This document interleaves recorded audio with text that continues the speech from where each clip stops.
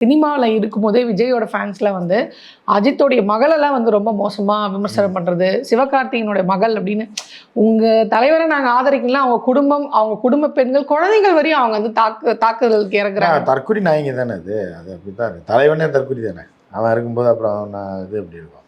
ஆனால் இப்போ கொஞ்சம் குறைச்சிருக்காங்க, ஏதோ சொல்லி தேர்தல் வருது அப்படின்றது. இதுக்கெல்லாம் காரணம் அந்த ஆதவர்ஜனா. எதுக்காக நம்ம ஆதவர்ஜனா போட்டு அடிக்கிறோம் அப்படின்னா அவனுடைய இந்த கேடுகட்ட செயலுக்காக தான். நீ அரசியல் பண்ணு, நீ எச்சக்கலை இப்போ எச்ச பொறிக்கையாக இருந்து எப்படி வேணாலும் வரலாம் போகலாம், எவனை வேணாலும் ஆட்டையை போடலாம், எவன் சொத்தை வேணாலும் ஆட்டையை போட்டு நீ வரலாம், அது உன் சொந்த விஷயம், அது யாருமே இது பண்ண முடியாது. நீ யார் வீட்டில் வேணாலும் என்ன வேணாலும் பண்ணிட்டு போ. ஆனால் நீ வந்து மித்தவனை வந்து விமர்சனம் பண்ணுறது, அசிங்கமாக பேசுறது, அவன் குடும்பத்தை உனக்கு பிடிக்கல, விஜய் விமர்சனம் பண்ணால் நீ பண்ணு, பதில் விமர்சனம் ஏதாவது உனக்கு என்ன பண்ணுறாங்களோ அதை நீ பண்ணு. இல்லை நீ இப்போ வந்து அடுத்தவன் போய் பிள்ளைங்க பொண்டாட்டி பிள்ளையெல்லாம் போய் இது பண்ணுறதுன்றது தான் இந்த மாதிரி கேடு கேட்டது வந்து இந்தியாவில் எங்கேயுமே கிடையாது. அதை செஞ்சது வந்து விஜய் ரசிகர்கள் தான். அதனால தான் அவங்க இந்த அடி வாங்குறாங்க.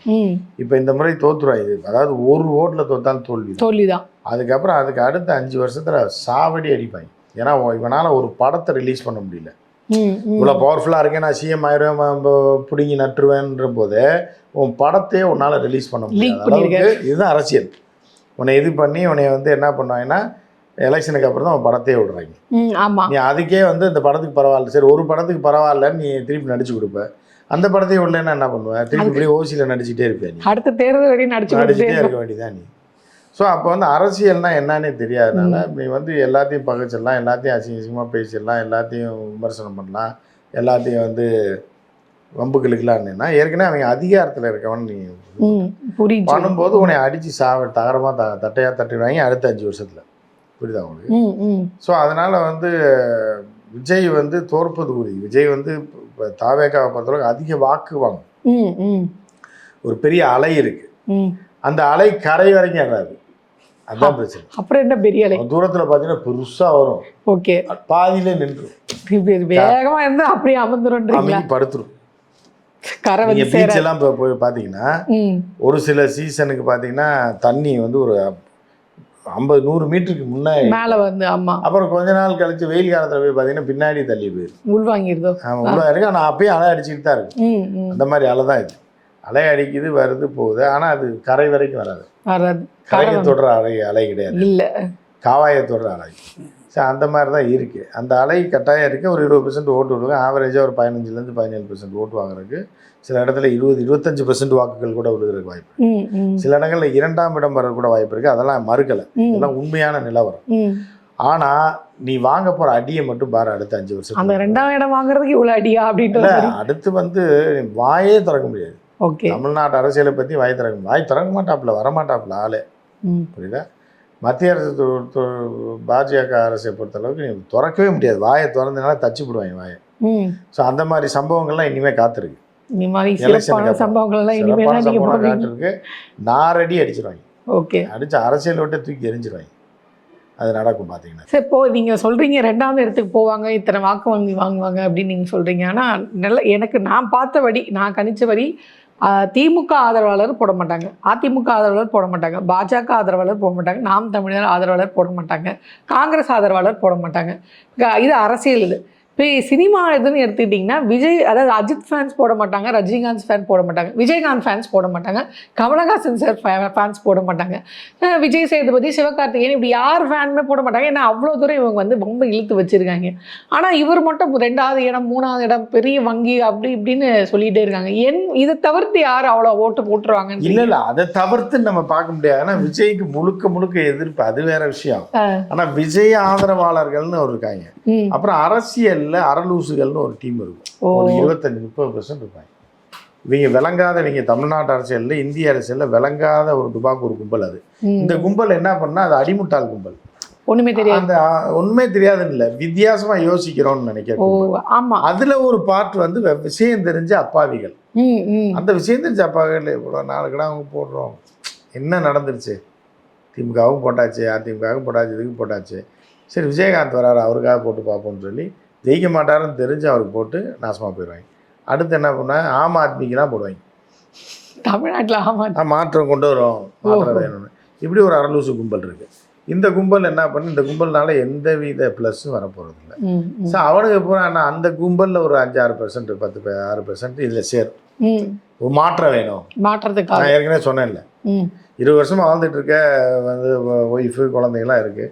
எதுக்கு ஒரே பொண்டாட்டியோட 20 வருஷம் வாழ்ந்துட்டு மாற்றம் வேணும். நல்லா தானே இருக்குது, நல்லா போயிட்டு இருக்க குடும்பம். அப்போ ஒரு மாற்றம் என்ன, ஒரே பொண்டாட்டியோட எவ்வளோ நாள் வாழு, இல்லை ஒரே புருஷனோட எத்தனை 15 வருஷமாக வாழ்ந்துட்டீங்க. ஒரு மாற்றம் வேணுன்ற, எதுக்காக வேணும்னா அது தெரியலன்ற. அப்போ மாற்றிக்க வேண்டியதானே, முதல்ல வீட்டிலேருந்து ஆரம்பி. ஐயோ, புரியுதா உங்களுக்கு? ஆரம்பிச்சுட்டு வாங்க, ஒழுங்காக போயிட்டு இருக்கு. எதுக்குடா மாற்றம் வேணும்னா அதுவும் உனக்கு சொல்ல தெரியல. புரியுதா? அப்போ உன் வீட்டிலேருந்து மாற்றிட்டு வா.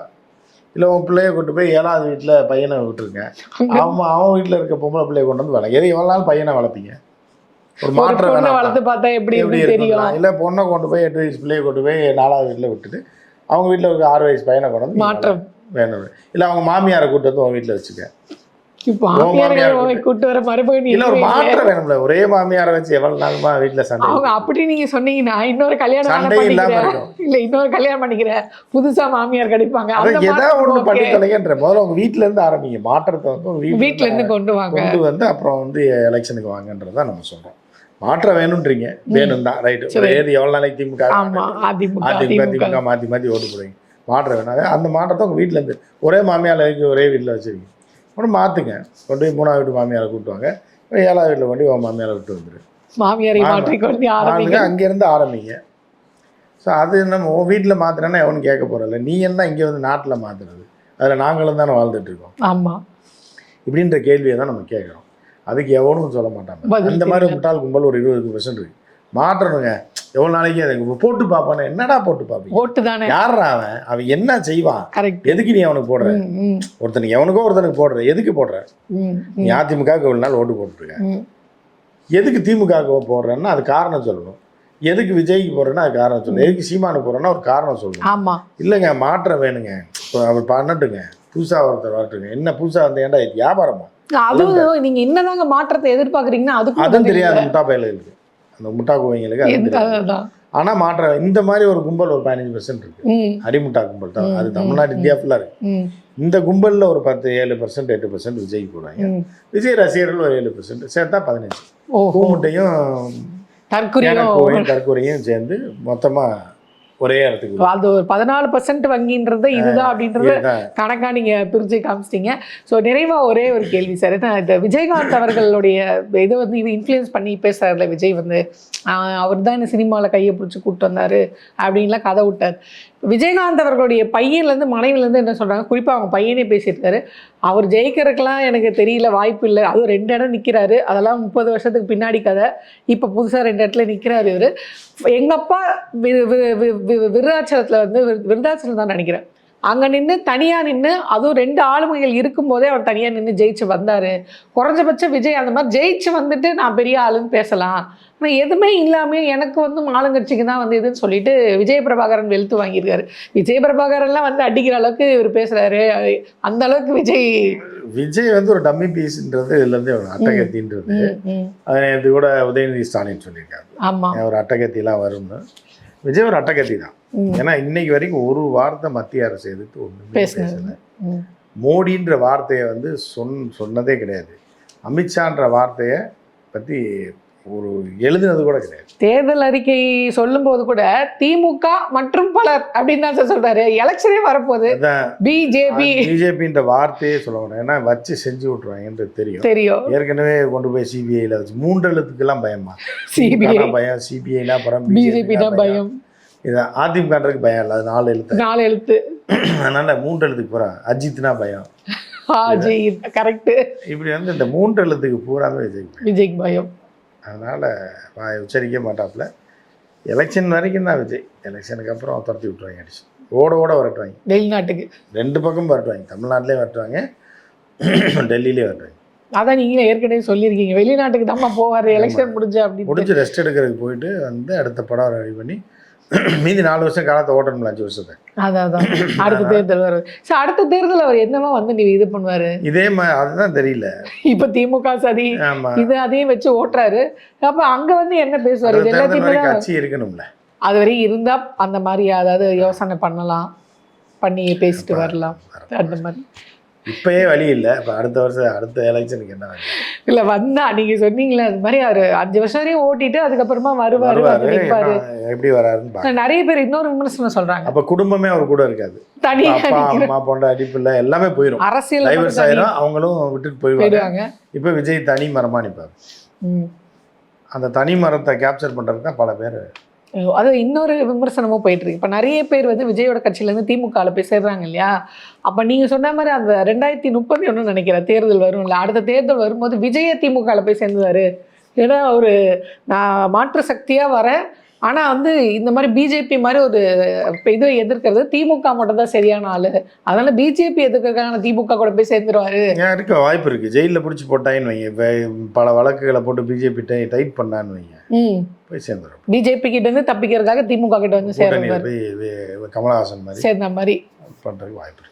ஸோ அப்போ 2031 விஜய் திமுகவில் சேர்றாருக்கான ஒரு வாய்ப்பு இருக்கு அப்படின்றீங்க. நீங்க நிறைய ப்ரெடிக்ட் பண்ணுவீங்க, அதில் நிறைய நடந்திருக்கு, இதுவும் நடக்குதா? அதான் வாய்ப்பு இருக்கா அப்படின்றது இல்லை, அப்படிதான் நானும் சொல்றேன். அந்த மாதிரி நடக்கும்னு நம்மளும் சொல்றோம். அப்படி ஒரு தகவல் பரவிட்டு இருக்கு, அது நடக்குதான்னு நம்ம 2031 பொறுத்திருந்து பார்ப்போம். இவ்வளோ நேரம் நீங்க உங்களோட நேரத்தையும் கருத்தையும் பகிர்ந்து கொண்டதுக்காக ரொம்ப நன்றி சார்.